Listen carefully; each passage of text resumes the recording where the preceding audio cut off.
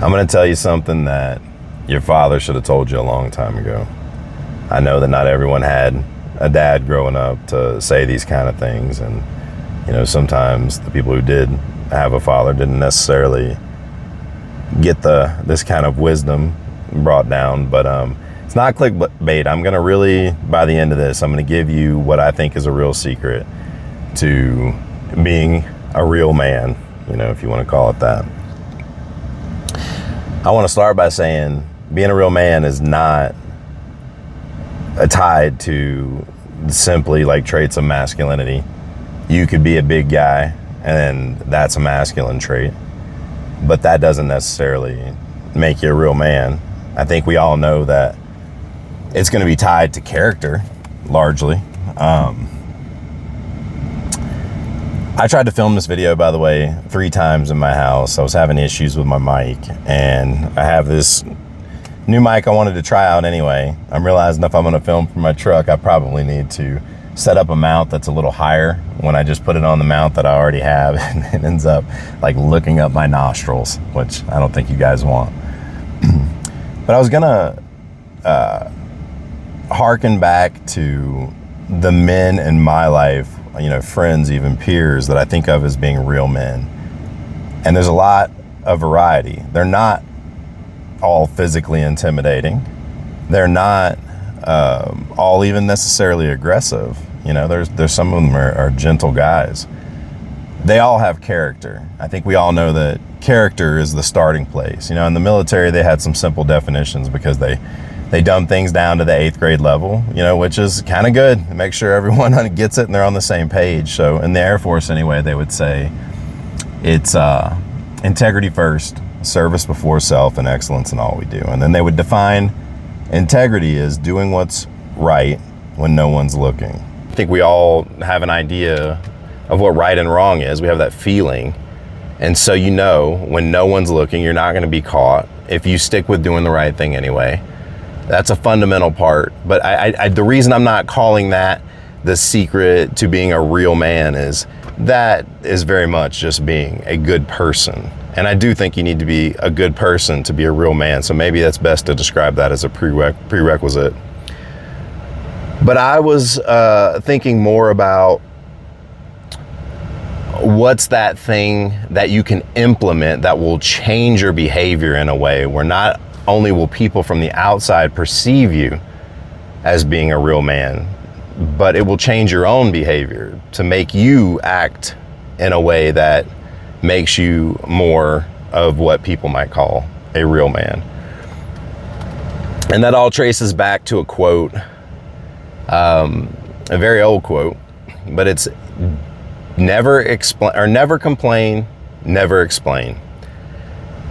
And when you think about it, if you've had a friend who you've never heard complain, or you can't think of an instant of it, you probably think of them as a real man, someone who's dependable, you know, somebody that you can count on.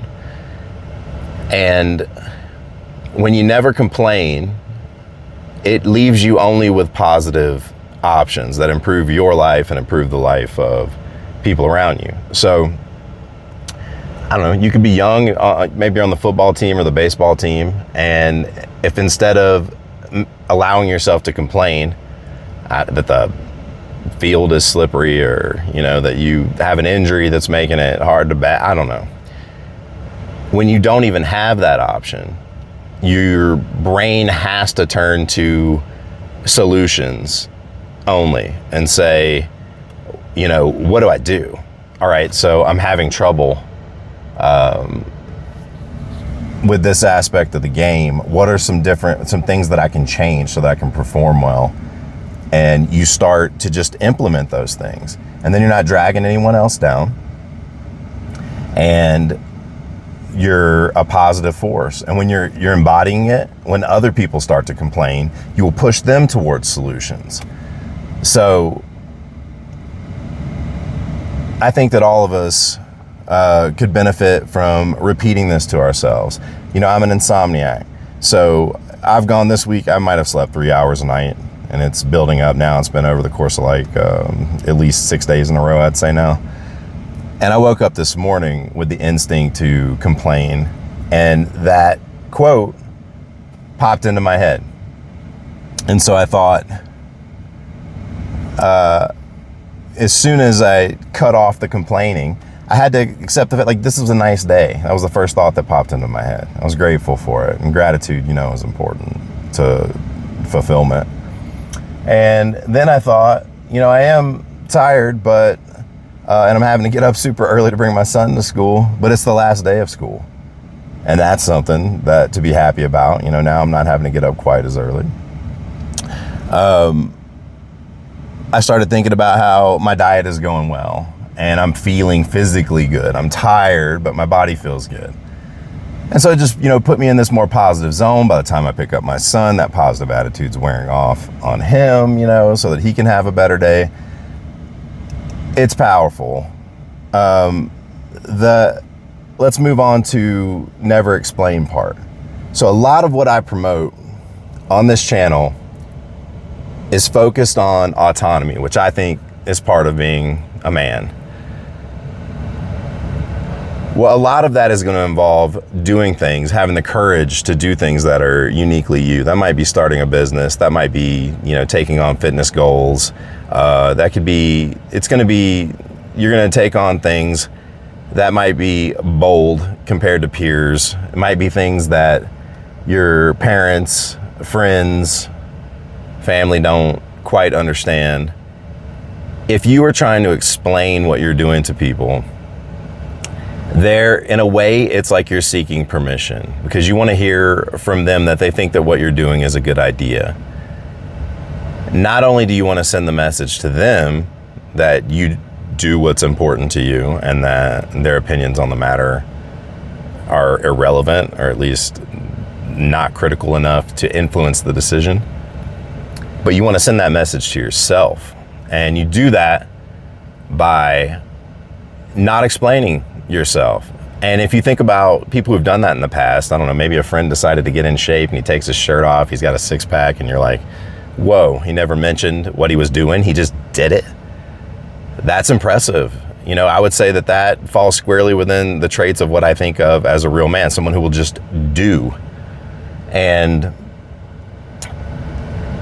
the explanation part goes beyond that, though. It's also gets into that complaining zone as well, because you don't want to be explaining away like why things have gone poorly.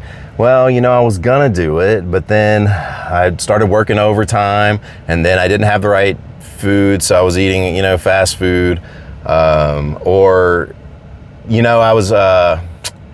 I would have made the team, but that coach has it out for me, or I was gonna take the LSAT. I mean, there's a million things, and when people hear someone making excuses, they don't like it, and they definitely don't see that as being a masculine or a real man trait.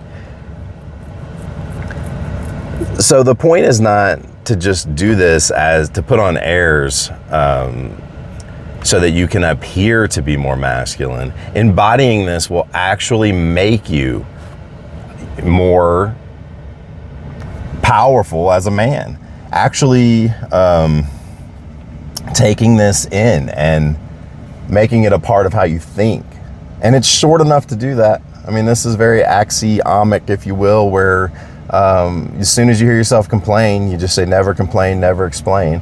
You come in late to a meeting, maybe it was something you really couldn't avoid, and someone says, hey, you're late.